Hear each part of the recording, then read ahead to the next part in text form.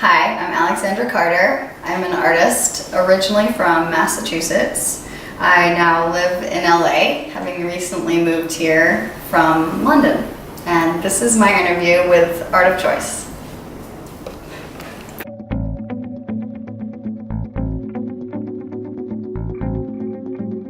My mom was a decorative painter, is a decorative painter, so she always had this side business of making, painting on ceramic tiles or painting on people's walls. And so I was always exposed to some kind of like image making throughout my childhood. And I think it was just her exposing me to that. And then I also remember my father taking me to see some ancient Egyptian exhibit at the MFA in Boston, and that just got me interested in the whole overall history of art. And this is when I was really little. So, but I knew I would want to be an artist forever. So, I basically never kind of doubted that, and followed that through high school and college and grad school.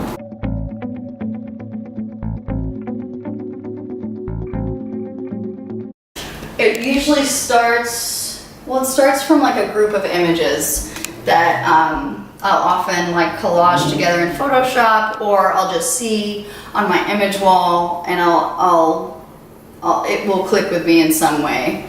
And then I'll either kind of act it out myself, like reenact the image for my camera, and then include myself in that Photoshop collage, or well, I don't know. There's like so many ways it's being made lately, so it's not as formulaic as I've begun talking about it, but it has been that way for these paintings, I think. And for these ones, the imagery is a lot to do with these recent travels that I've done. Actually, I did a few residencies in India and then in Rome, and being kind of bombarded with both the Roman classical iconography of like gods and goddesses and the figure, and then also the iconography of Hinduism in India was super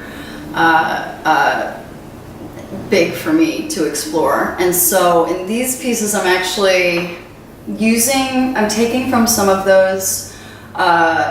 that mythology and mixing it with my own idea of this like explosive body, and also thinking about kind of being overwhelmed by one's body.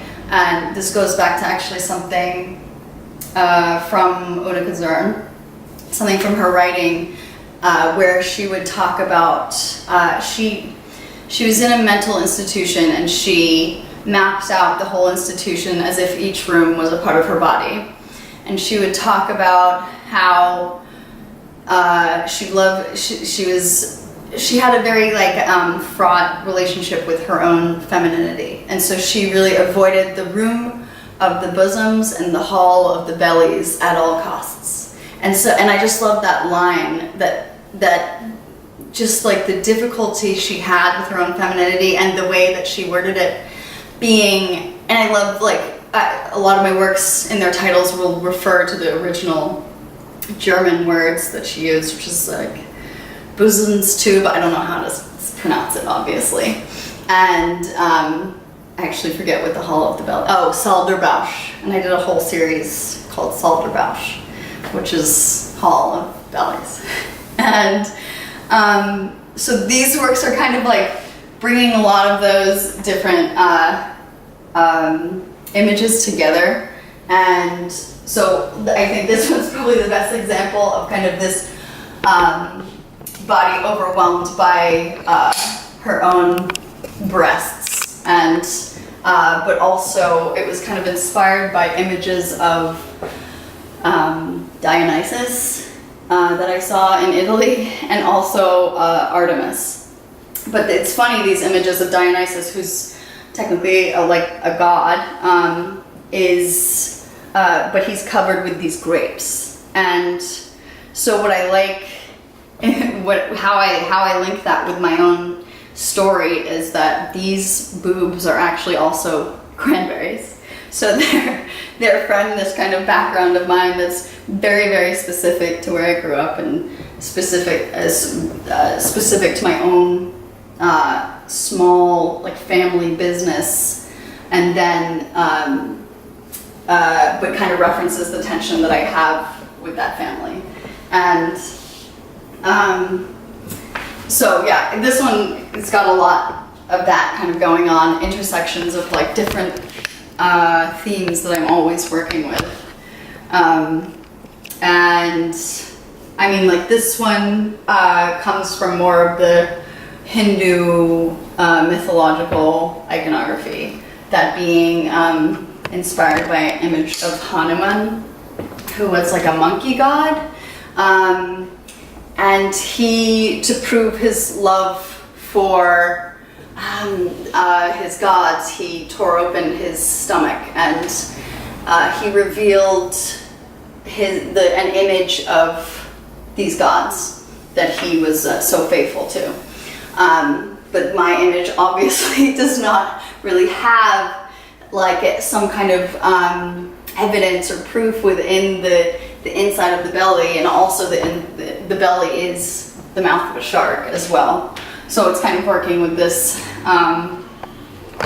again, going back to this boundary line between the inside and the outside of the body, and one's relationship with their own body, and kind of what can come out of that and how we might imagine that. So that's a really broad way of talking about this piece, but it's it's definitely unfinished, so I'm still working out the thoughts there. And I'm also doing, a lot of the time when I'm kind of I don't know where I'm going with a piece, I'll do a piece over it, because I'm working on this translucent material called drafting film. So it's really easy to just start a new painting over the old painting and kind of make a new version. And so this is this new version, and we'll see how they end up being similar or dissimilar. But you can see also, like, I did the same thing with these two pieces over here, where this kind of octopus lady, or this lady who's kind of sprouting. Again, I was thinking about this more as like maybe octopus tentacles, but also like nipples or some kind of female extension or extension of the body, and using this kind of animal-human hybrid over and over and kind of repainting it. And in this one, I included this image of a dancer from I believe the 30s, German expressionist dance that came from a very specific choreographer, designer duo that I've also been researching, kind of along the same lines as Unica Zern and the like. And their costume designs have been really inspirational for me.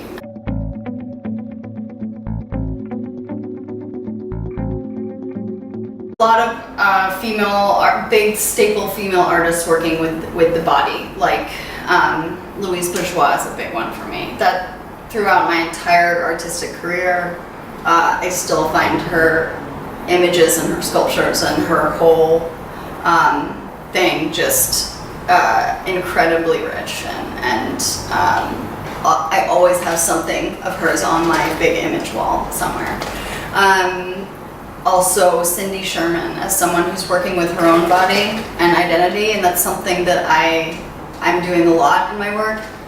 Not as obviously lately as I did before, but a lot of the time for my work I'm posing myself as to take pictures of and then use as reference images for my paintings. So it has that similar process of performing a certain role for the camera, but then I'm taking that into painting. And so Cindy Sherman's a big one for me. Another obvious one for me is the surrealists, and a lot of the women surrealists like Dorothea Tanning and Leonora Carrington are big for me, and also their writing, actually. And that's something I got into much more in grad school. I wasn't really into reading the works of artists as I am now after this experience of delving into it in grad school. And my main focus in terms of the writing of a women artist has been an artist named Unica Zern.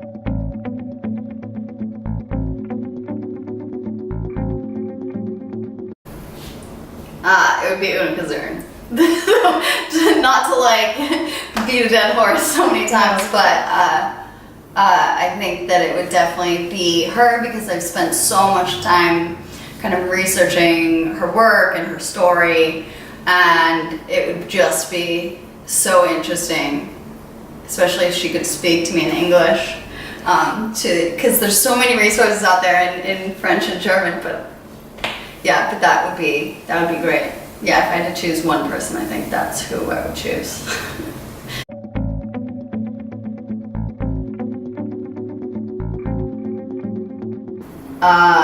For my 15-year-old self?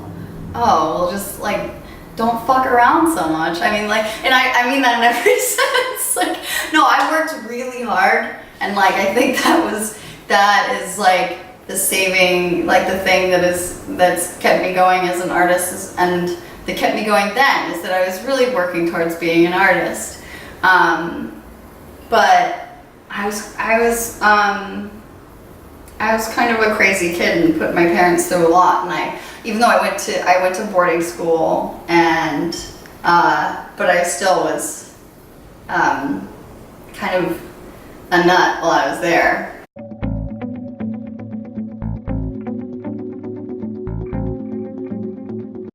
I'm a very like open person. I would say fluid, but I don't really know what that means in terms of a person's personality. Kind of, well, yeah, bodily, certainly. Always aware of this, my sense of the body and the kind of identity that body gives me.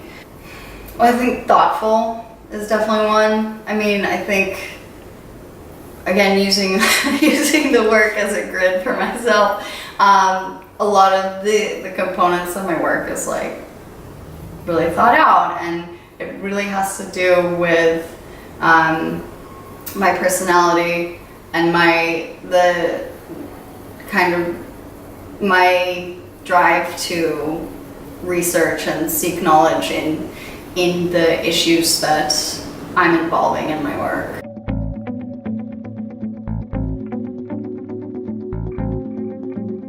So I think, yeah, that's a mixed answer to your question, because I'm very open to people interpreting their own thing, and I'm really interested in those interpretations, but at the same time, I feel like there's a lot of stuff that people don't get out of the eventual painting that was in the process that I'm trying to figure out how to share. So kind of trying to figure out a way to direct the viewers more.